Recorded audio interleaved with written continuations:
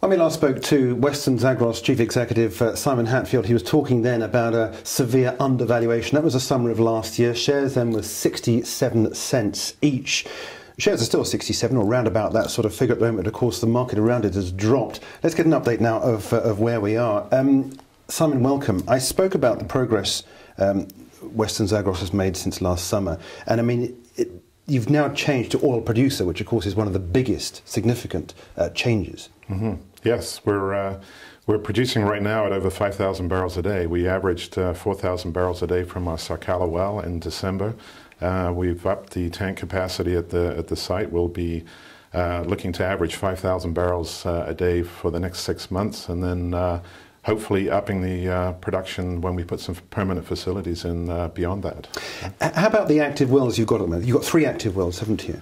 Yeah, in addition to the Sarkala well, which is the exciting producer that we have, we are also testing the Milkassim well, which was drilled only 3 kilometers away from Sarkala.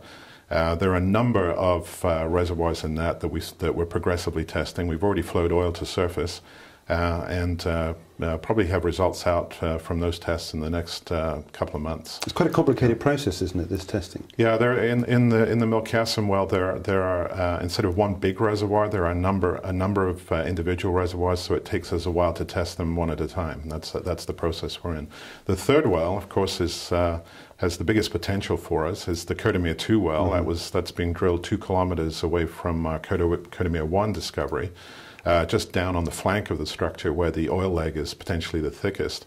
And that still represents the big upside for us. The well has gone down very smoothly. We've drilled through the most difficult interval, which is the top seal. And we're just positioned right above the reservoir right now, just running the final casing string into the well before we drill on into the reservoir. So there are 3 major reservoirs to tackle in the Kurdistan well. The results, hopefully, from the first one would be available by the end of March, and from the deeper 2 by the end of June. What about oil production in Kurdistan? Everybody knows that there's a political risk, but clearly production is lifting. Oh, exactly. The production capacity in Kurdistan right now is over 250,000 barrels a day. We see a number of players, and we hope, including ourselves, look to increase that production by the end of this year to over 400,000 barrels a day. So, despite the sort of ongoing controversy on the political front, production is increasing, and exports from the Kurdistan region, the capability for exports are going to increase as well. So it's not holding the industry back. What about the value proposition here for shareholders? As I said, shares, since we last spoke in the middle of last summer, pretty much unchanged, about 67 cents. But in fact, year on year, you've seen a rise of about 40%, I think, haven't you? Yeah, we had a very good year last year. Year on year, you're quite right, 40% rise, and on that basis, we sort of led the pack of our competitors for the region. So we're looking forward to doing something similar again this year once we get the results from Kurdistan 2. What sort of value would you put on shares then, as that you think they should be valued, or given the potential for oil drilling in Kurdistan? Well, the 3 active wells that we've got still represent the same value prospect as they did previously.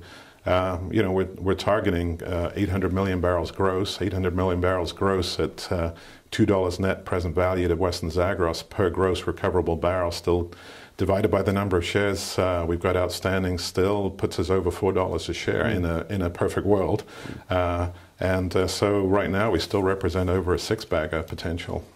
What about the strategic investments in the company? I'm thinking mainly of the TAQA investment that you've had. How good is this for WesternZagros? We were very gratified that TAQA chose us as their entrance to the Kurdistan region. And Kurdistan has been a hot exploration area for a while now. Last year it got even hotter with the entrance of ExxonMobil, and now we're hearing more and more of the super majors are looking, and we hear about them talking to the government.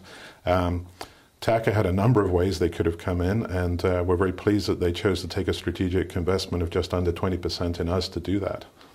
So the atmosphere is changing, is it, in Kurdistan, do you think? I mean, for oil companies there? The acreage position has been tight, and it's even tighter now. So you're seeing companies come in paying even higher bonuses than previously, and taking more and more of the high-risk blocks. So yeah, no, it's hotter now than it's ever been.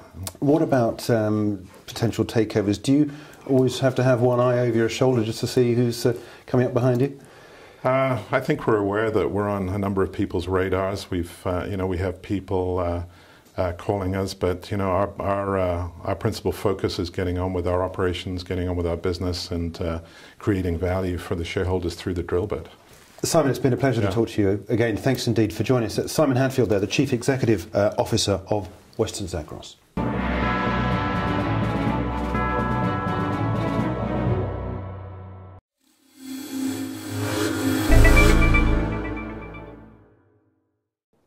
This film is for educational and leisure purposes only. Proactive Investors does not provide investment advice. The company is a publisher and is not registered with or authorized by the Financial Services Authority. Please refer to the full terms and conditions on the Proactive Investors website.